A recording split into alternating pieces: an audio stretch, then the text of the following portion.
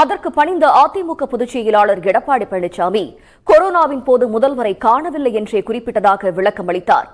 தன்னை மண்ணில் புதைத்தாலும் தாம் கொண்டு வந்த திட்டங்களை யாராலும் புதைக்க முடியாது என்று முதலமைச்சர் மு.க.ஸ்டாலின் பதிலடி கொடுத்துள்ளார்.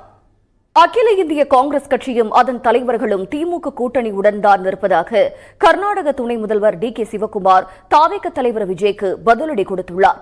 கட்சி தொடங்கி ஓரிரு வருடத்திலேயே வெற்றியை அறுவடை செய்திட முடியாது என்றும் விஜய்க்கு அறிவுரை கூறியுள்ளார்.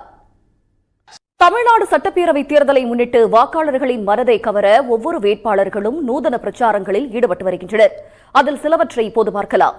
ஜோலார்பேட்டை அதிமுக வேட்பாளரான முன்னாள் அமைச்சர் கே.சி. வீரமணி வேட்புமனுவுக்கு எதிராக ஆட்சேபம் தெரிவிக்க வந்தவர்களை அவருடைய ஆதரவாளர்கள் சரமாரியாக தாக்குதல் நடத்திய சம்பவம் பரபரப்பை ஏற்படுத்தியது. முதலமைச்சர் மு.க.ஸ்டாலினை சந்தித்து வன்னியர் கூட்டமைப்பின் நிறுவனர் தலைவர் சி.என். ராமமூர்த்தி மற்றும் ஜெயகுரு பாட்டாளி மக்கள் கட்சித் தலைவர் விருதாம்பிகை ஆகியோர் நேரில் ஆதரவு தெரிவித்தனர்.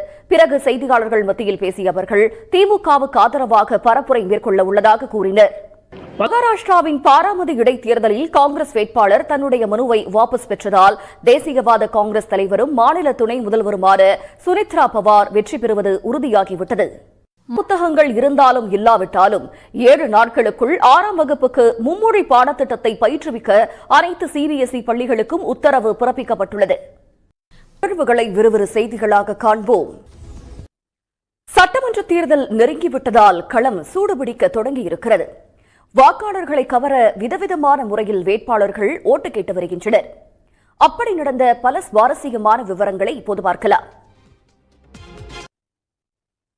முதலமைச்சர் மு.க.ஸ்டாலின் குறித்த தரம் தாழ்ந்த பேச்சுக்கு கடும் எதிர்ப்பு எழுந்ததால் அதற்கு பணிந்த அதிமுக பொதுச் செயலாளர் எடப்பாடி பழனிசாமி கொரோனாவின் போது முதல்வரை காணவில்லை என்றே குறிப்பிட்டதாக விளக்கம் அளித்தார்.